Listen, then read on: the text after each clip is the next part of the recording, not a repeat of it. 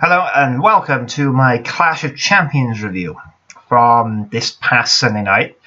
I know there's been a bit of a delay, but it's because I had hospital appointments over the past week or so I haven't had much of a chance to review anything properly. Yeah, that's the reason for the delay, and that's the other reason there's been no other commentary videos yet. There'll be a commentary video going up for definite tomorrow afternoon, but for now I'm going to get into the Clash of Champions review. So I think the best way to describe this is for me to open with the line, the booking for that pay-per-view was absolutely awful. Completely terrible. Just going to highlight the obvious. Basically, the reasoning behind it being reviewed as being potentially the worst pay-per-view of the year so far is because of the best of 7 series match with Cesaro and Sheamus, which, if you saw Raw, given the ending, they said they had a fantastic opportunity to just let that go. But no, they're carrying on this pointless feud between Sheamus and Cesaro by having them as a tag team and sending them after the New Day's tag titles and ending their tag team title reign, which is a bit of a joke if I'm being honest. You can get into the card. I'm going to run it down quickly off the top of my head. I haven't got any notes, so if I miss anything out, I will probably remember while I'm talking now. So we had in the pre-show, we had Alicia Fox versus Nia Jax.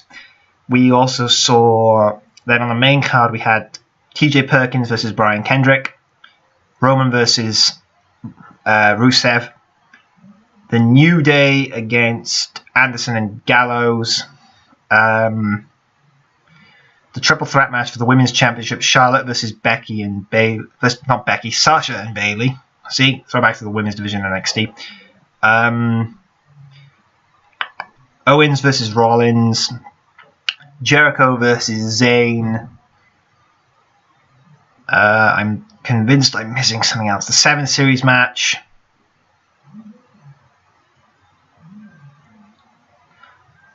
And I think that's it. So I'm going to start with the obvious, the Alicia Fox and Nia Jax match. Somebody want to tell me what the point of it was?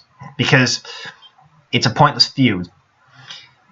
If they really want to push Nia through, they've got to get Nia to feud with somebody completely different.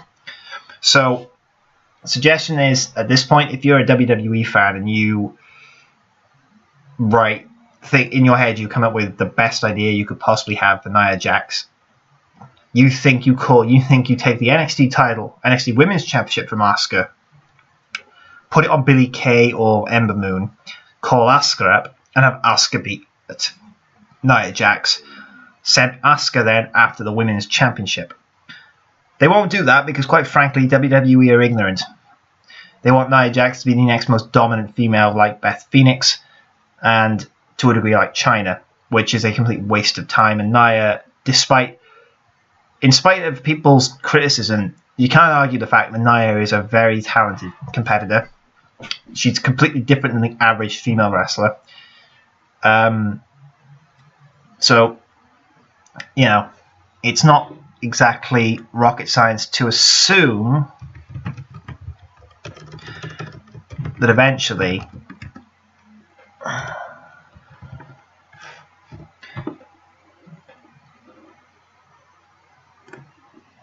things are going to go from bad to worse.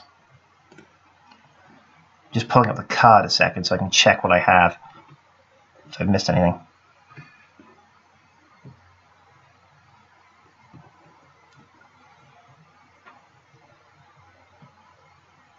No, I got every match covered. It's an ironic turn of events. So you then go in. So we go with that. Nia wins that match. I'm not gonna. This is the thing. I'm not grading the matches anymore. I'm just gonna give my opinions on them. Take these off because I can't see.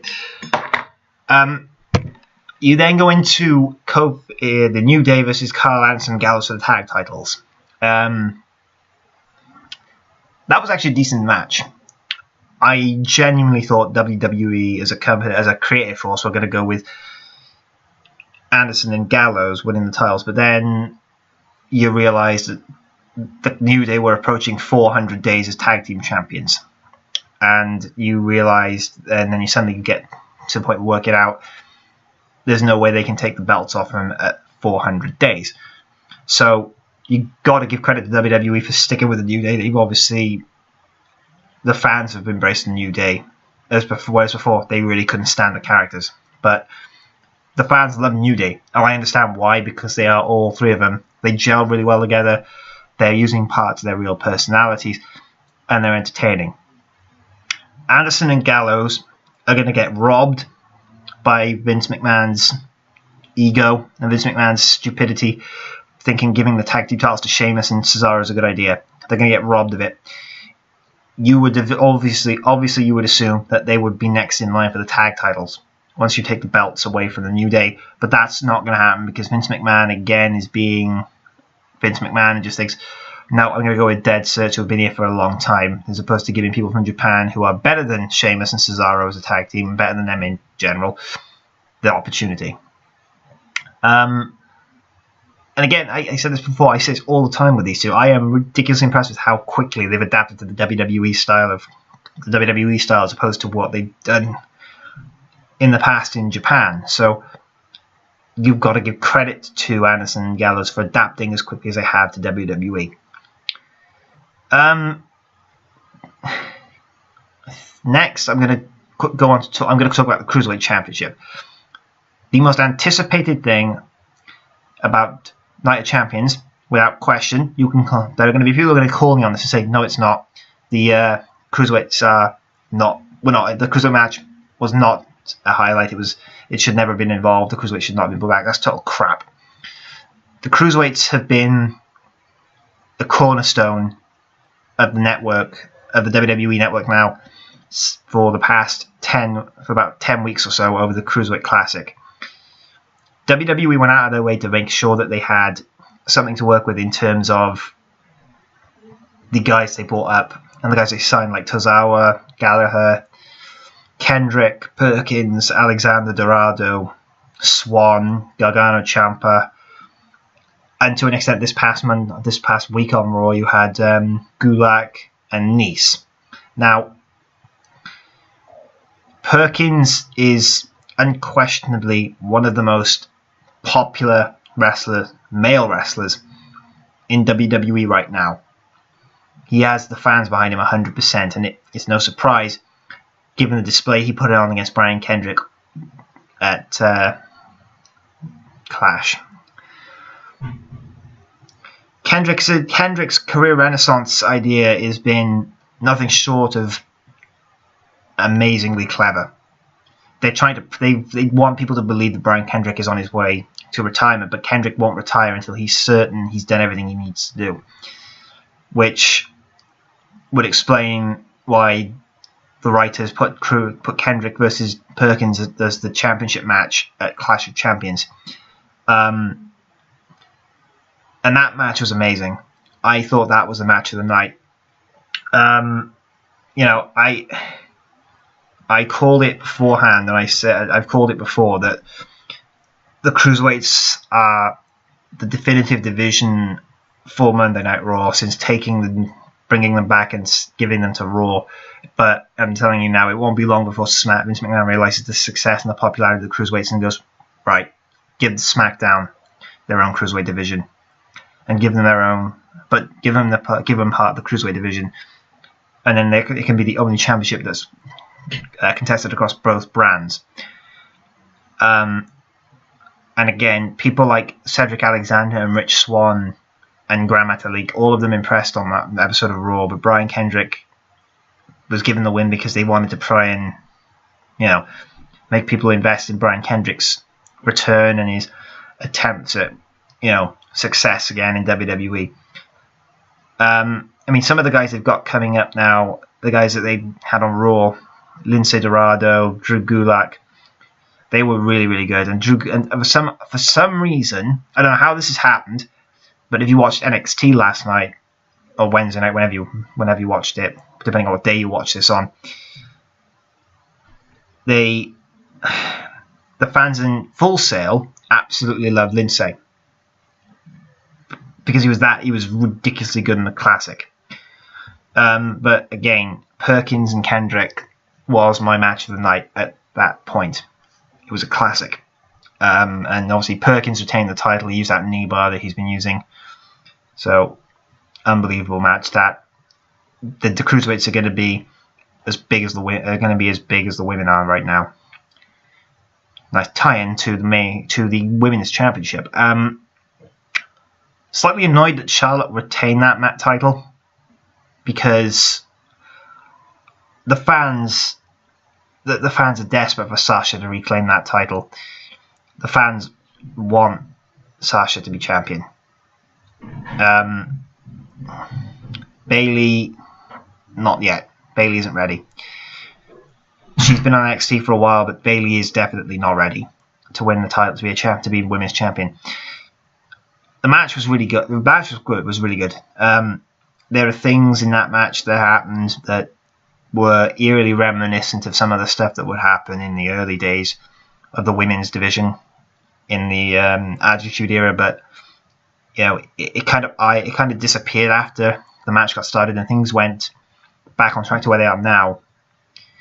And you know, it was a good thing. It was a good chance for WWE to show that the women are still their top priority in WWE.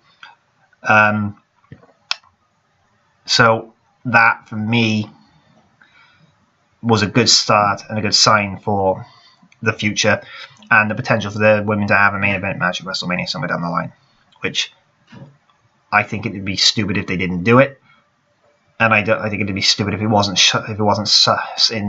for Sasha to be in the main event with Charlotte. We then ended up with I'm not going in order at this point. We had Jericho versus Zayn.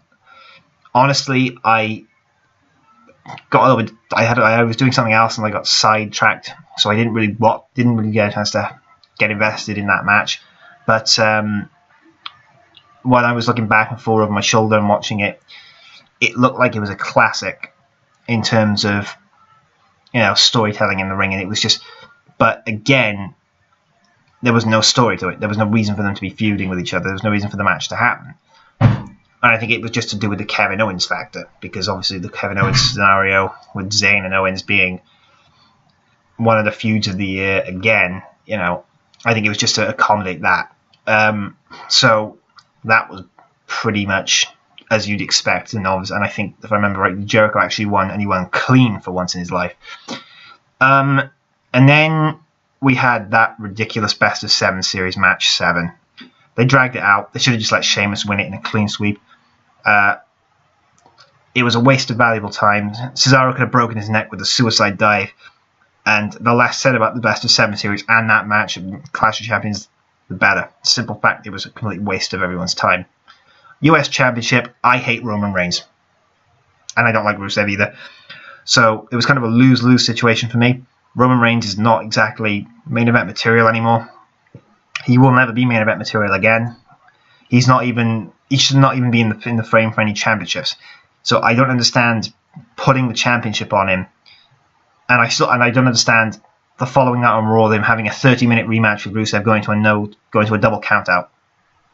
I mean, why push this? Roman Reigns is the US champion, and you know that match at Clash. Again, I had no interest in it. I think if you examine the fans' reaction to Roman Reigns, you're going to be as pissed as everybody else is when you realise, oh, hang on a minute, they're doing it again. They're shoving Roman Reigns back down the fans' throat, but this time they're shoving him down the throat with the US Championship around his waist. And it's getting pretty repetitive now that Vince McMahon is absolutely adamant Roman Reigns is a top star when he is not. He can't talk.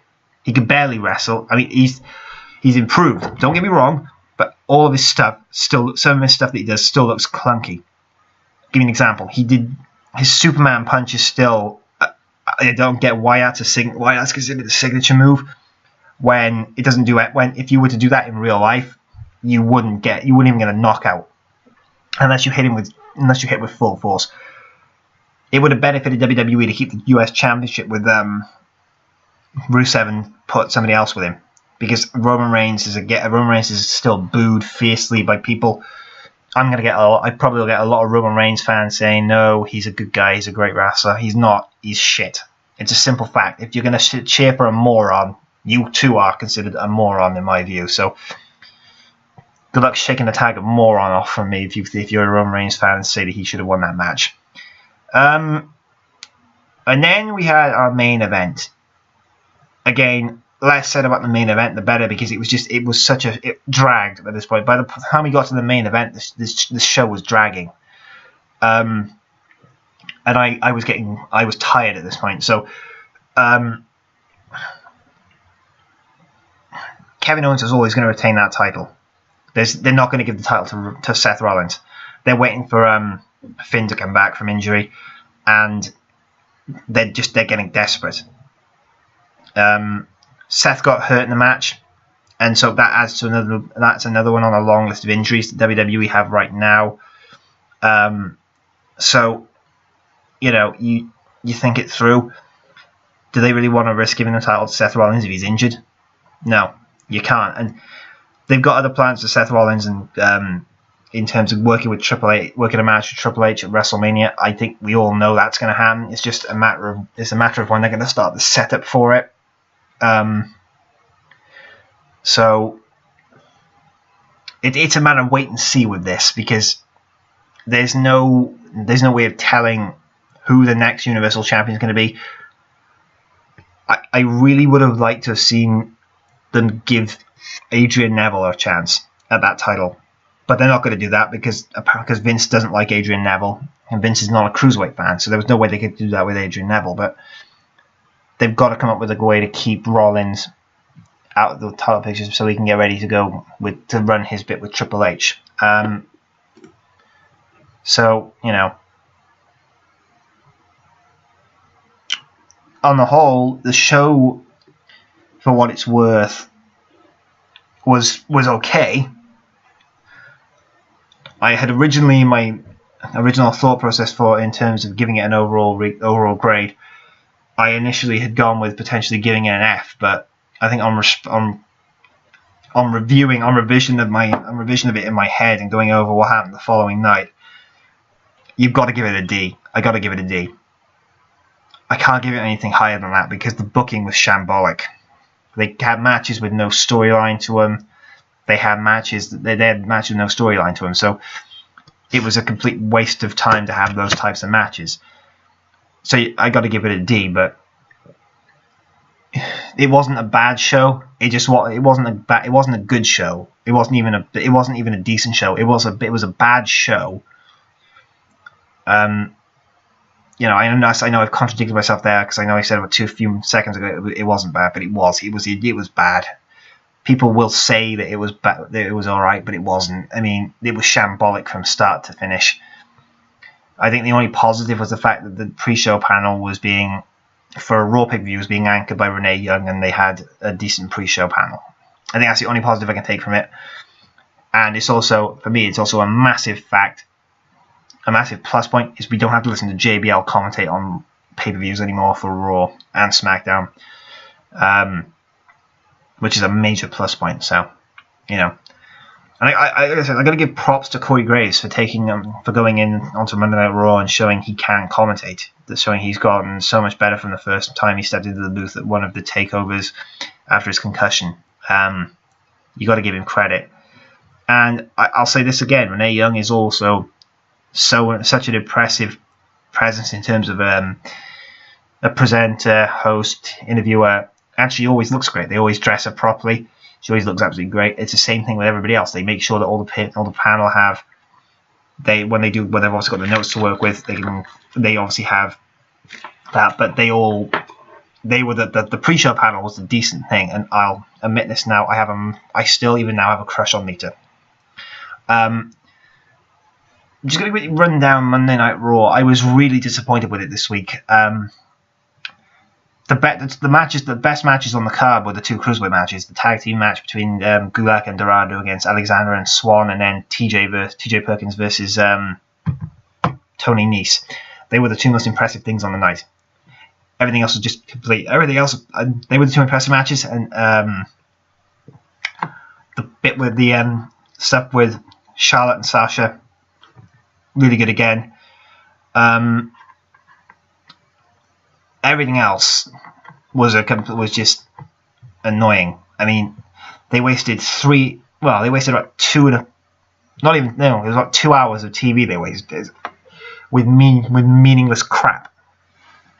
The rematch for the tag titles, totally pointless because New Day were going to retain those anyway. The US title rematch to open the show, what the hell was that for? Again, 30 minutes, and it was a waste, pointless. And everything else that happened, Jericho and Owens, this is a big end-to-end cast. Why? What? How is that? How does that even fit in?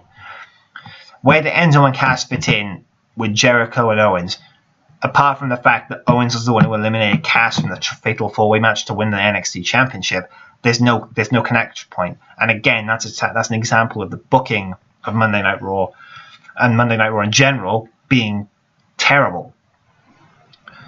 Again, and this is the other thing.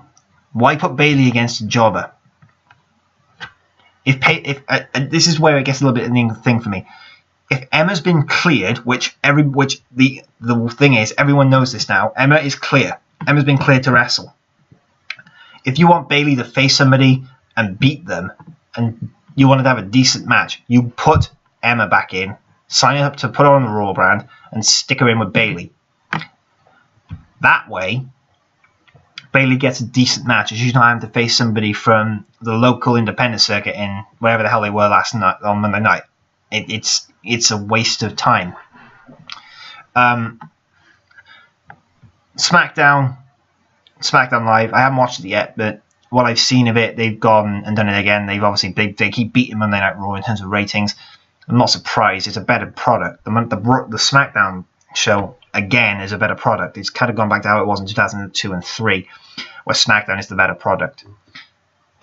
They've got one match already made for No Mercy, and that's Alexa versus Becky, and I'm actually looking forward to that because I'm actually looking forward to Alexa Bliss winning the women's title from Becky Lynch. And anybody, I'm going to say this now, if you're going to criticize WWE for telling Alexa Bliss to dress like Harley Quinn, don't have a go at her at WWE. Alexa's a Harley Quinn fan. She's even admitted so on Twitter. They're setting up a lot of stuff in terms of Ziggler and Miz one more time, and if I think Ziggler's contract's up, and I think Ziggler is going to take the Intercontinental title to save his career because I think he's renewing his contract, and I think they're about to get it done.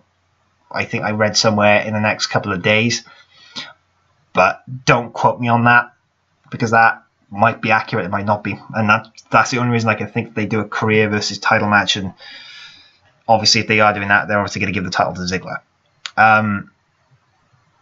You've got the Usos who are going to win the tag titles.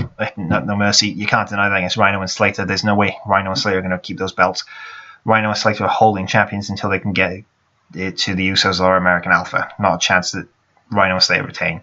So far, as well as the triple threat match, I'm not going to call the triple threat match for the world title because I think if you're smart, I'm not going to say how I think it's going to go, because if you're smart and you're not a fool, you know where it's going to go and you know who's going to walk out with that championship.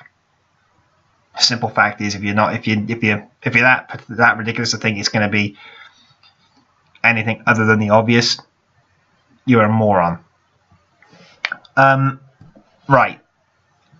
So I've done that bit. I'm just going to quickly talk about TNA. There's not going to be any Impact tapings. No flights. Everything. They've pulled the plug on it all. TNA is dead. WWE are literally. I think WWE are going to be the ones to buy TNA. Billy Corgan, I don't think will be able to pull the funding together to try and get majority control. If they've cancelled next week's tapings, and they've cancelled flights, it's a sign that TNA is in real trouble and is virtually dead WWE will effectively, if WWE does buy TNA, then all the wrestlers working for TNA will be out of a job. They won't sign any of them because some of them are not good enough to have signed for have been kept with, according to WWE. Some of them are not good enough, like Cody Rhodes, Aaron Rex. They weren't good enough to stay. Apparently, they weren't good enough. They didn't want Moose because because he's Moose, and what are they going to do with him? He's a big guy. They didn't want big guys. But we know that there is a scenario where Matt Hardy, Jeff Hardy, and Rebby's contracts all expire next year.